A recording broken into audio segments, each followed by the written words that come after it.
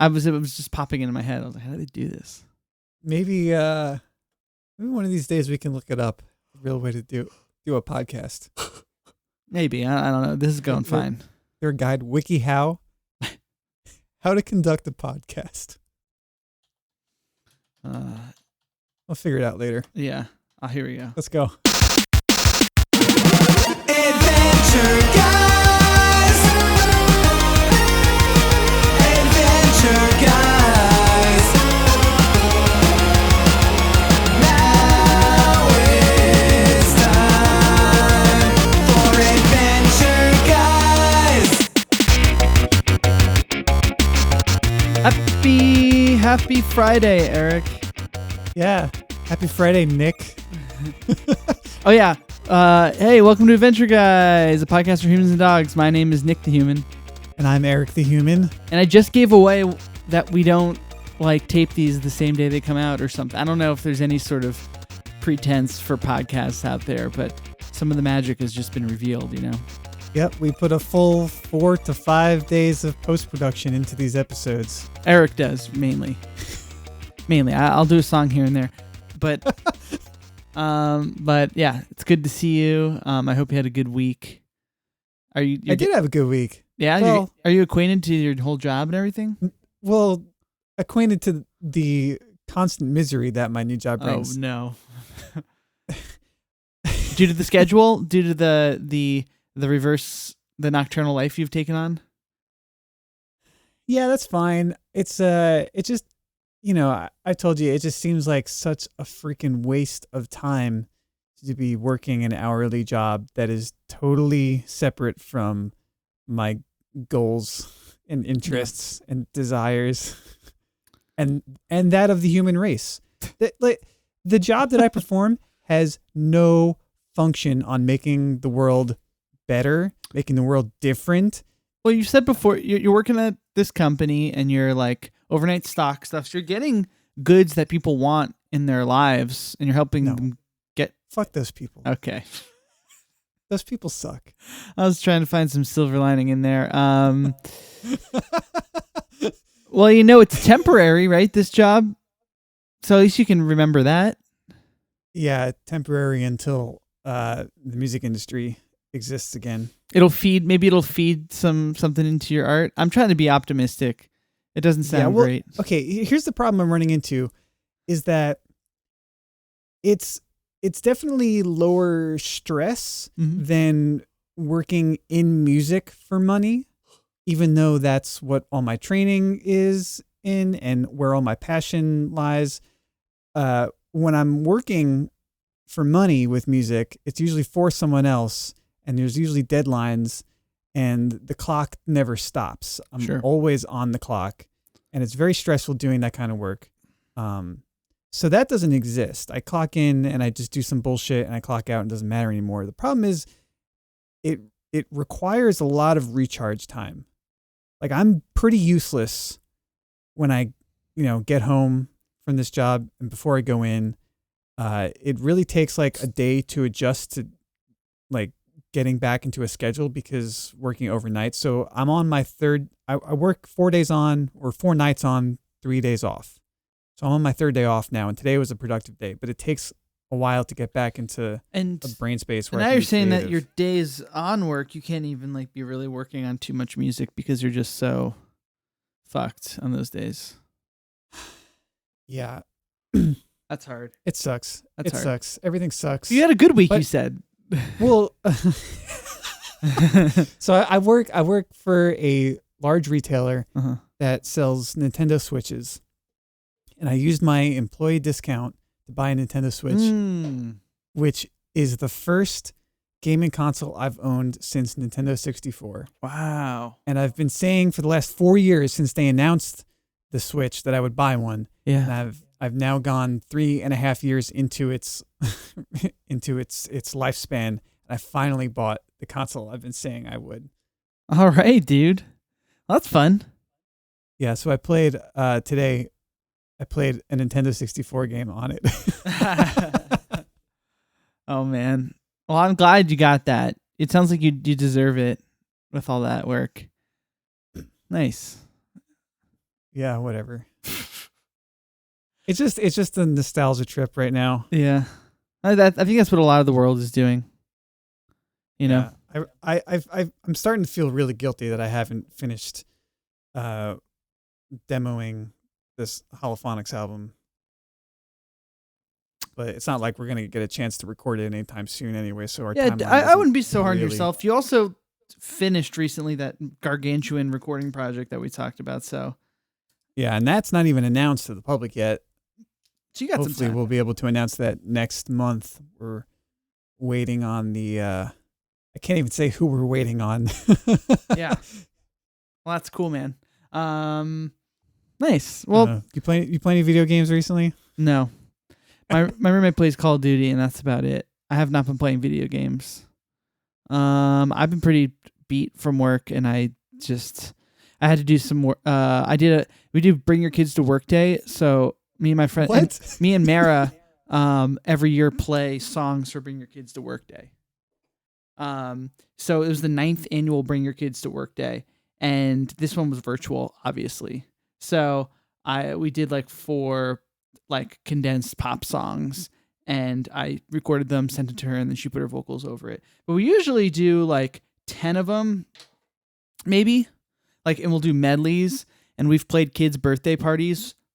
Like, we've probably played like, I don't know, 15, 20 shows over the years. We didn't. I never told you about that.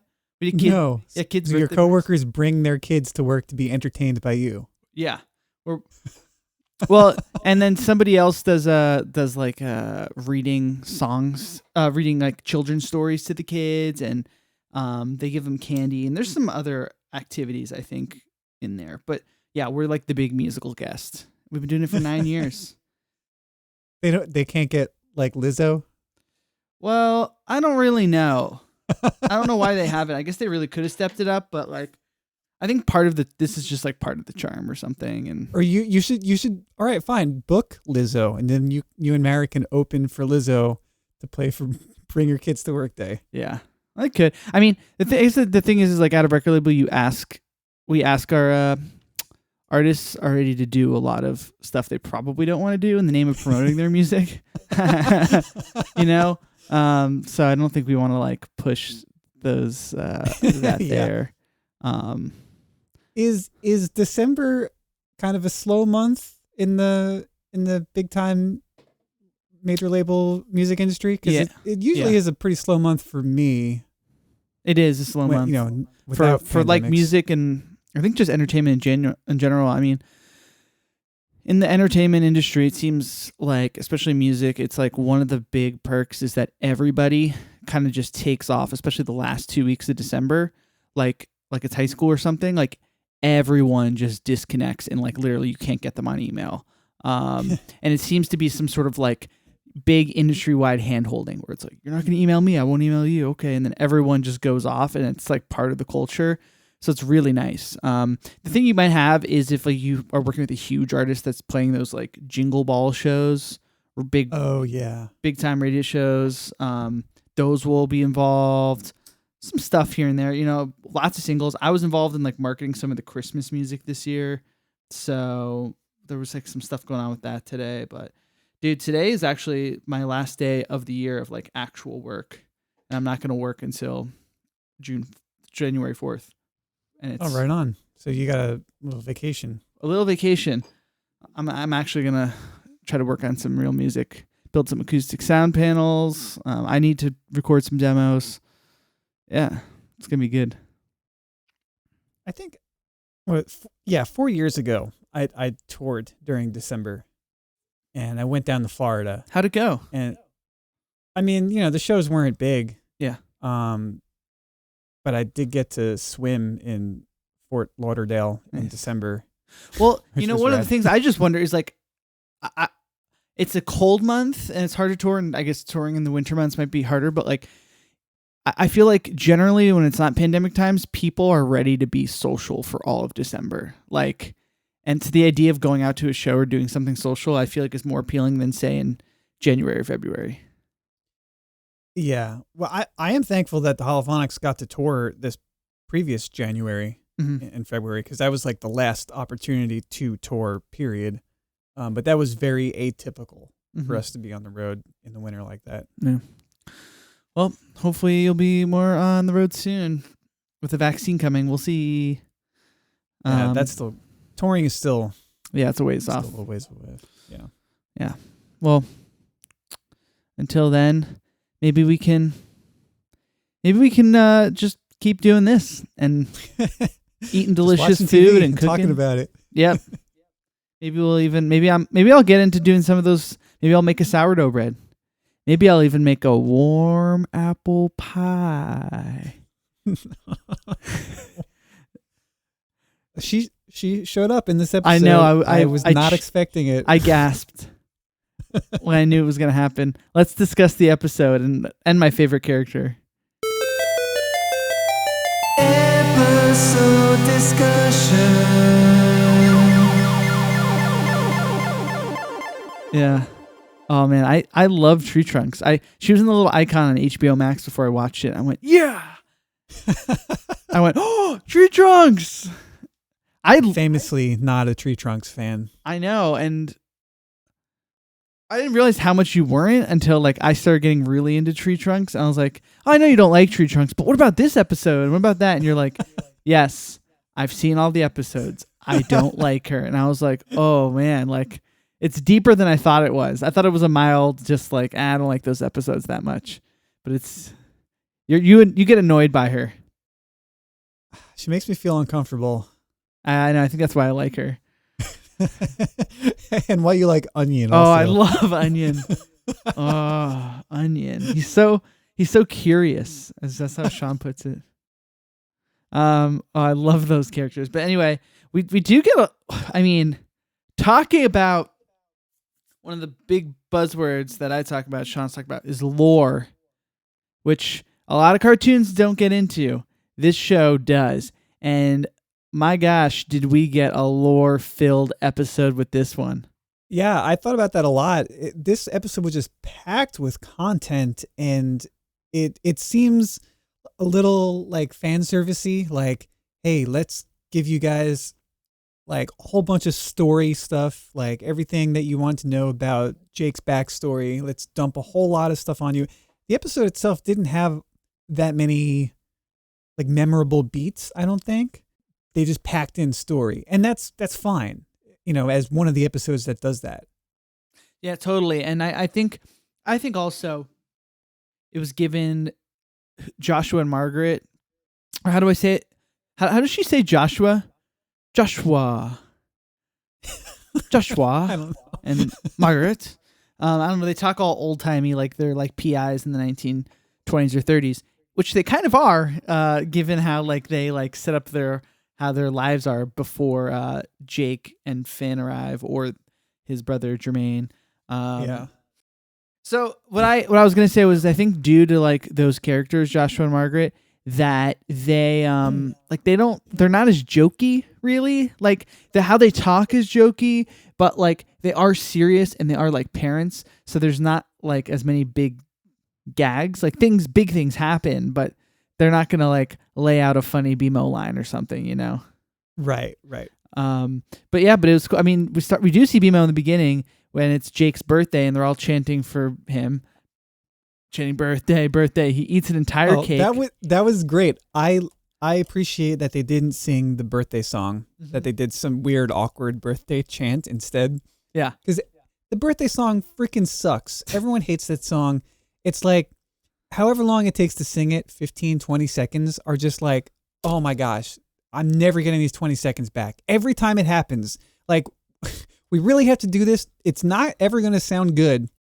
So I'm glad they didn't do it. Yeah, and then you sit there and you have to listen to it. I mean, I guess it is a moment to like feel special because you're like, oh, my friends think. Who actually likes it? Who doesn't feel awkward? Oh, it's awkward. It is nice, I guess. I appreciate the sentiment, but it is awkward. But yeah, they do the birthday chant. He eats a full cake, and then I think Finn asked Jake, "Yeah, what happened? What about like did mom and dad ever tell you about like when you were growing up?" And BMO's excited for a birthday story, so Jake's like, "Yeah, like here's the story of how I was born or whatever." And we see his mom immediately, and she's talking to her pregnant belly. And she's like, you're going to be a fighter just like mom. And she takes a crossbow out and starts practicing crossbow in their living room, in their like apartment, pretty violently. Yeah. It's assumed that she's pregnant with Jake. It's kind of a misdirect. But that's how they frame it. Yeah. Yeah, very funny. And then, but it's not. So then Joshua comes in and is like, hey, you're pregnant. Like, you shouldn't be like looking into like the family business stuff. And she's like, well, we're going to have to make money to like raise this baby. So let's go see if there's anything out there. And they like go to the ticker tape and they start, okay, look, there's this, that sounds dangerous. But then they go, women's pies have gone missing in bucolic countryside town where nothing ever happens. And that is, I gasped then. I was like, oh, that's Tree Trunks. I love Tree Trunks because, whenever she's involved, it's going to be crazy. So they're like, yeah, that sounds like a good one. And they go, and Tree Trunks' pies have been going missing, which she has the best apple pie, right? Eric, you can agree on that at least. Yeah. And I do love apple pie. I bet if you met Tree Trunks in the land of Ew and you tried her apple pie, you'd probably be turned around. My warm I don't, you know what? Her husband at the time, Wyatt, loves her apple pie, but I guess also can't stand being married to her because they did get divorced. Yeah. I mean, she seems simple. She seems like a grandma, but she's a more complex character, Tree Trunks, and she has lots of needs, as we find out later. She's there's a lot going on with Tree Trunks. I mean, I always wondered about the two. Who's the second husband that she has? The pig? Mr. Pig? There might have been a husband before them, though. Oh, okay. I thought that was Wyatt. Okay, I'm getting my Tree Trunks. I need to learn more. There's many husbands. Okay. Do you remember, did you ever see the Tree Trunks flashback episode? Haven't yet. Where it shows her as like a young girl? Oh, I want to see that. It's terrible. It's all about her romantic exploits. And wasn't she like the belle of the ball in high school or something? I block as much of Tree Trunks as I can out of my mind. All I know, because my favorite episode of all time is a Tree Trunks episode, which is when her alien husband comes to visit her and takes her into space, and she sees her alien children, where are these abominations of Tree Trunks with like the classic alien face. My alien children. She's in space. It's also, hi everybody, dude. That is my favorite episode. I don't know when we're gonna do that, but but anyway, yeah. Why can't we'll do it? We'll do it for Adventure Guys episode 69. Hell yeah. Or my birthday maybe. So then, yeah. Anyway, her current husband at the time, Wyatt, can't stand it. He's like stealing the pies because he says he wants to eat 4 or 5. He wants to be done when I say I'm done. And he said it's the only part of his day that he enjoys. Doesn't sound very happy. But Tree Trunks does assure Joshua and Margaret that there truly is a monster afoot, in which they're like, yeah, whatever. And then they see footprints. And they're like, oh, there's a real monster out here. Joshua's like, hey, we should not pursue this. You're prego. Which was funny that he says prego because he's been talking this old-timey English the whole time. Great, just adventure time, pitter patter. And then Margaret takes off into the woods because she wants to go find it. She wants to prove herself. She wants to make the money. She doesn't want to hold them back. And they encounter this weird monster, demon, alien, something. Right, Eric? How would you describe it? It's like the thing from Stranger Things seasons 2. Oh, what do they call them? What's the name for those things? Demogorgon. Yep. The smaller ones that run around like dogs. Yeah, and it flaps open the head like everywhere. Yeah. I don't know where that's from, but the history of it. But that seems to be like a famous It might thing. be an actual Dungeons and Dragons monster. Mm-hmm. I don't know. Yeah. I don't know. Well, yeah, because that's where it would make sense in the Stranger Things. Anyway, when did this episode? I wonder. I don't know if it's a reference to anything in particular. This episode came out in 2014. Yep, August 2014. But it's weird. It's weird. A full 2 years before Stranger Things. Yeah. And then Anyway, but anyway, let's to continue. So they get into a tussle, and the thing bites Joshua on the head. And it looks like he's trying to eat them, but before he can, Margaret stabs him with a pin. He starts bleeding out this like neon green thing and runs away. And Joshua's got like things in his head. And then they go home. He gets his head wrapped, and they were like, shit, we got to figure this thing out. And they're like, okay, if we get some of his venom, we can make it into like a vaccine. So she goes back out there. Joshua's walking all around the house, freaking out. He's got like almost looks like a pimple coming out of his head that's blue. She goes back into this sort of like temple, right? And finds the alien or the monster. Now he's shape-shifting all over the place. She tries to shoot him with the crossbow, and it's like, whoa, where is it? Right? And then she thinks it's a baby, and she looks around, and there is a whole bunch of baby stuff in the temple, and she's convinced that, oh, you're just a baby, and she gets some of the venom and runs away. Yeah, it is a weird misdirect with the baby stuff. You see the creature laugh after she leaves. So like the audience is clued in that like, hey, he's not really a baby, he's playing a trick or something, but you don't really get the extent of what that means until like, you actually meet this alien character. Yeah, well, I did want to know, because then the alien goes into some other sort of universe and goes on his way. Margaret goes home, and it seems like she's going to give birth to the baby, but at the same time, Joshua's in the alley behind the apartment, and he's going to, like, something's going to happen to his head. At which point, they both feel like something's about to pop, and out of Joshua's head pops baby Jake. That's right. As I was watching this, I was like, is this going to be how Jake got his powers? Or like, because I started to realize, I was like, oh yeah, his parents don't seem to have powers when they're fighting. They can't stretch around and all this stuff. And Jake gets born and is immediately Jake. He's got Jake voice. He's dancing all over the place. And then seems like a couple days later, Margaret's given birth to Jermaine, and now there's two brothers just right next to each other, and they're going to treat him like a son, and they do. And then it comes out, and they said they would never tell him where he came from or the difference. And then, but Jake's been telling this whole story, and Jake says they never told him. They go, never told you what? And he goes, I don't know. They never told me. And it ends. I love that moment. Okay, so... Wait, well, this is my only thing, Eric, is because that doesn't make logical sense. That's sort of infuriating. Like, that seems to infuriate me in the way that Tree Trunks would infuriate to you, because I'm just like, wait, what? Okay, so I told you I was watching Rick and Morty. Have you seen the season 3 episode Morty's Mind Blowers? No. It's basically an anthology episode where they just have a bunch of memories that have been wiped from Morty's mind and saved in vials, and they replay a bunch of these saved memories as like unrelated short clips.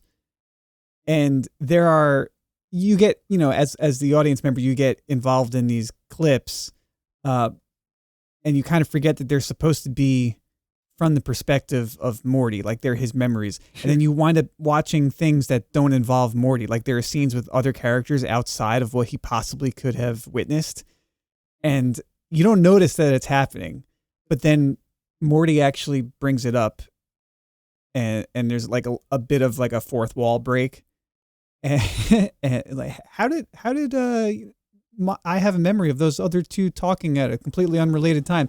And then Rick says, "Oh, I had to do some creative editing or whatever." That's hilarious. So when we're watching this episode of Adventure Time, I was aware of all the parts because it's framed as this story that Jake is telling, but you forget about that halfway through the episode. I was aware of all the moments that don't involve Joshua and Margaret. Like when Margaret leaves the cave and like the alien laughs to himself, like looks at the camera. I'm like, how could anyone have possibly known that was happening? Yeah. And then Jake acknowledges that he didn't even actually know any of this as he's telling the story. So I guess he's doing creative editing, or I guess he wasn't telling the story that we saw. There's some fourth wall kind of meta disconnect between whatever happened, and they acknowledged it a little bit, which I thought was funny. I thought that was the funniest part of the episode. It is funny when you say it that way. I was more just like, wait, what? Oh my God. It was pretty funny. I mean, I do have a couple questions for you because that was confusing me. I did want to know about that alien. Like, do we see more of that alien? Because that's sort of like Jake's parent in a way or something. Like, he seems sort of related. Like, Yeah. Okay. Yeah, I think that this was like the introduction of that character, but Jake's origin story gets fleshed out more. Cool. I've never seen that. I've just like missed those episodes. I think it may be like the third to last episode of the series or something, where that storyline finishes out. Cool. So it runs a little bit parallel for like a few episodes here and there, I think, up until the end of the show, and they wrap it up before they get into the series finale. Well, it would be interesting to know. I mean, my other question kind of was, and this might get answered, is like what the creature. It's interesting because the creature bites Joshua's head, and those bite marks seem to, impregnate his head with this baby that's a mix between the monster and Joshua, ostensibly.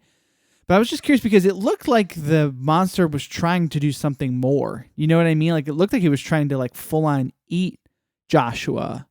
And this, you know what I'm talking about? And then Yeah, and Margaret fought him off Yeah. before he could finish. Yeah.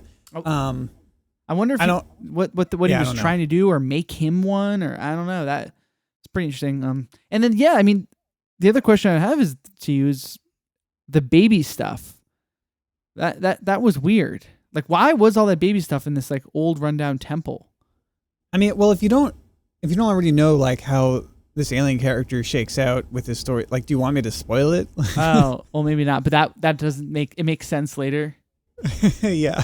Okay. Well, okay. As long as it has some sort of tie into the larger story, I'm okay. I was just like, this better not just be some random shit to like throw us off. Okay, good. Nice. Well, it's a good. I thought it was a really fun episode. Yeah, I mean, it wasn't bad. I think some of the devices and things that I like about Adventure Time were glossed over a little bit at the expense of including more story in this episode. But it's fine as a one-off backstory. I did like knowing that his parents were sort of like these like private investigator types, because the trope, like the joke of them talking sort of old timey, like they're in the 1920s, 30s, 40s, or whatever. Right? What would that be? 1940s talk? It's based off of characters from the 30s and 40s. 30s, like 40s, there is it's a specific reference. I didn't know what it was though. Okay. Yeah, that it's like funny when you first hear it because it's so unexpected for that's how Finn and Jake's parents talk. But it like kind of wears thin for me. But to really flesh them out and not only have that's how they talk and dress, but no, they like are private detectives and they live in like a city in this like run like that they like fully embraced what that voice was. I do like that. Like, it's better. Like, a funny voice is one thing, but to have that be their whole characters, that's a cool other thing. Yeah. So I also enjoyed that. Can I ask you if you saw the snail?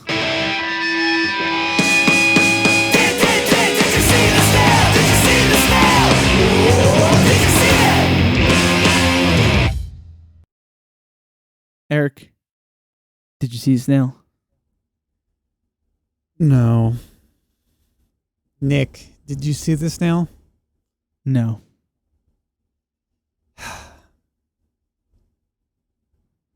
Yeah. Well, what are you going to do?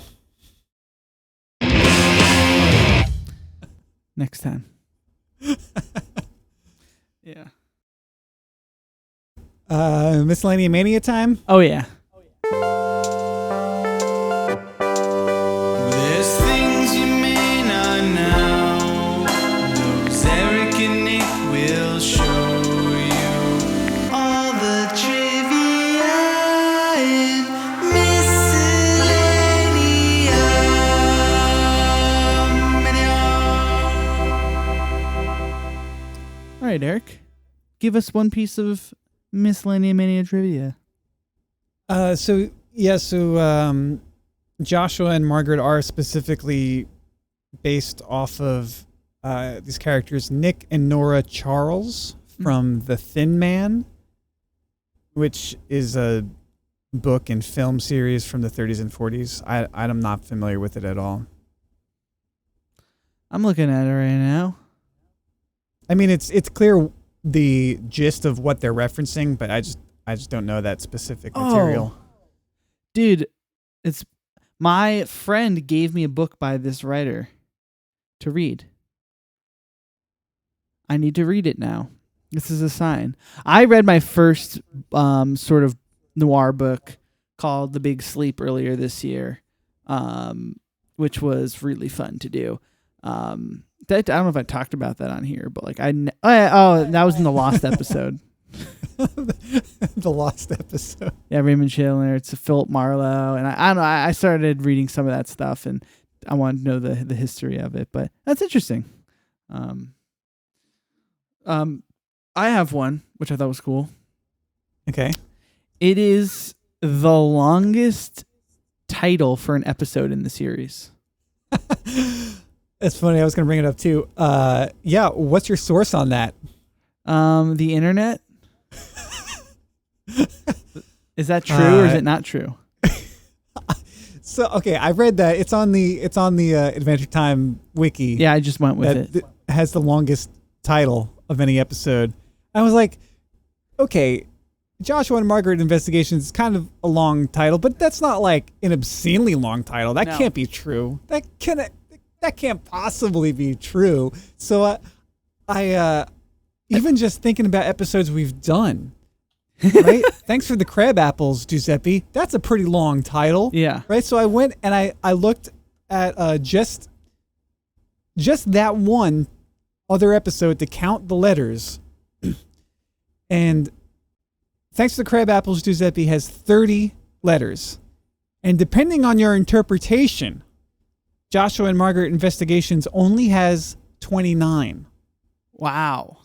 But if you want to count it the way that I guess the Adventure Time Wiki does, it has 31. Because of the However, spaces or what? I have an argument against their logic. Okay. Their assumed logic. On the Adventure Time Wiki, they write the episode with the letters A and D for the word and. Oh. But on my official checklist and also on HBO Max, they use an ampersand. And on the title card. All right, so officially it is an ampersand. And you know why that makes sense thematically that it's an ampersand? Why? Because the alien creature's name is Warren Ampersand. Wow. Stick that in between Margaret and Joshua, and those are the real parents. So you have to use the 29 letter spelling of Margaret and Joshua Investigations, and it no longer is the longest episode title of the series. Oh, that was well done. I thank you for really diving in. I just took it at face value. It took me all of, I don't know, 5 or 6 seconds to think of thanks for the crab apples, Giuseppe. There might be plenty of other episodes with longer titles.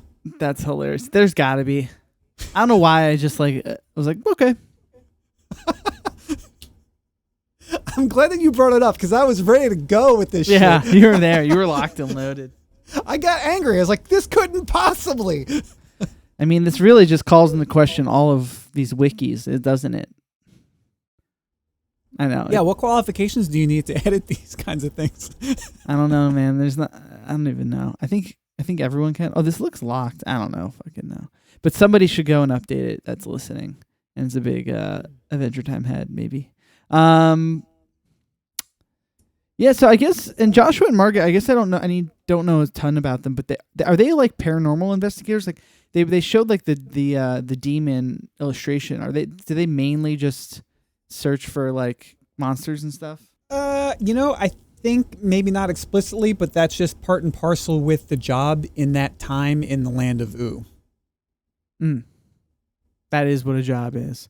I mean, the other cool thing about it is like I was like, this sounds a lot like what Finn and Jake do, but they do it in this fun way, and this is like this like more formal way where they're getting paid. But I was like, this is pretty much what Finn and Jake do, just like a more adult version of it. Yeah. Which I was like, I love that. It's like almost like the family business, like go on an adventure, figure it out. And have you seen any episodes with Jermaine? I saw one, or two. I think he kind of follows in his dad's footsteps a little bit. Yeah. He keeps some of the family knowledge and how to fight demons and that kind of thing. He does. I remember he's like maintaining their old house, and he's trapped like a demon in there and stuff. That's cool. Do you have any other miscellanea? No, that's it for me. That's it for me too. If we missed anything or you just want to talk to us, reminder, you can always email us at didyousee-the-mail@gmail.com or on Instagram. I love Instagram. I might be addicted. Maybe I should take a break. Who knows? But I'll be on there until now. I'm really excited about Instagram today, dude. I screamed in our house because of what I saw on Instagram today, and I texted it to you. What you saw on Instagram? Yeah, about the jerky poke jerky. poke jerky. That's what I saw. Poke just took it to the next level and are making poke jerky, and they're testing it out at one of their locations. Sean is like playing a virtual musical. I couldn't take his car. My roommate Corey had to teach some lessons. Like I couldn't go get it today. I was so like bummed. But I love jerky and poke. Nobody. Who else is poke jerky a thing? I didn't even Google it. Like no, these guys are just next level. Like nobody's operating where poke. I don't know. I've been thinking about like I want to befriend them. Like hopefully they're listening to this podcast. I kind of want to befriend them and like maybe when this is all over, I could like get poke to New York or something, and just open a franchise. Yeah, and just like really just wipe the floor with everything else that's in New York with the poke. I don't know. I've also when I was for Thanksgiving, I was talking with my family about going to Hawaii to go on a poke trip. Action Bronson, the rapper, goes and gets poke in Hawaii, and it looks so good. I want to go there. I've got a lot of credit card points. It'd be a good way, like post-quarantine, just go to Hawaii and eat poke. Don't do anything else. Just eat poke. Yeah, well, I even said to Sean, I was like, dude, I'll just Stay inside. Be there for 24 hours or less, and just go and get that poke and leave. He was like, why only 24 hours? I was like, oh yeah, I guess it could stay for a day or something. Nice. Cool. Should we do episode generator? Yeah. I'm done talking about poke. We can move on. What are we gonna watch next week? What are we gonna watch? It's the episode generator. It happened. What? We got episode 62, season 3, episode 10. What was missing? Oh, what? We did that one. How does this is already happening? I think, okay, I'm using the Google random number generator. It's given us like episodes in clusters that are very close to each other. So what do you want to do? Just do it again? Yeah, I guess. I mean, I don't know if there's a flaw in the algorithm. Can someone email Google about it? Please tell Google. All right, one more time. Yeah, do it. What are we gonna watch next week? What are we gonna watch? It's the episode generator. What? What are you laughing at? All right, so that mathematical anomaly shouldn't have happened this early into our production run, but maybe that means it'll never happen again. Because we did get a really good one. Oh, wait. No, we didn't. Oh, we did. Roller coaster here, Eric. What do we get? Episode 92, which is Season 4, Episode 14, Card Wars. What's that about? They have a card game, a trading card game like Magic or Oh, sure. Pokemon. And Jake is really into this game. Oh, I'm excited. That sounds great. Tell me no more. I will watch and enjoy. Hey, Card Wars is an actual game. Really? I've never played it, but I've seen videos of people playing it. F yeah. If we like the episode, maybe we should try and hunt down how to play it. Yeah, and that'll like a bonus ep or something. Okay. Yeah. Oh, hell yeah. Now we got a whole thing going on. If you've ever played Card Wars and you're listening, like please get in touch with us. Yeah. Hell yeah.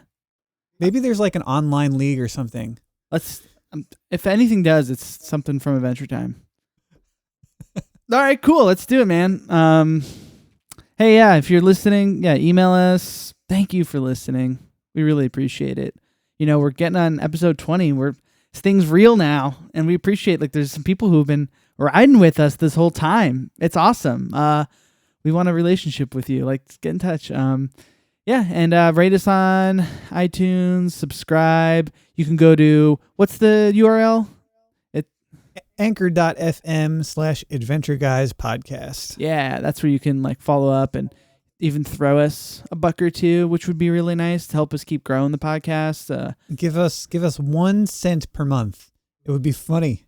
Yeah. It'd be a joke. I would laugh. I would laugh too. Do it. Haha, 1 cent. For the sake of humor, please. Yeah, but we want to make some more cool stuff we've talked about. We've made some cool animations on our Instagram. You can find them, and we want to make some more cool stuff like that to go along with the podcast. So hit us up so we can keep expanding the world.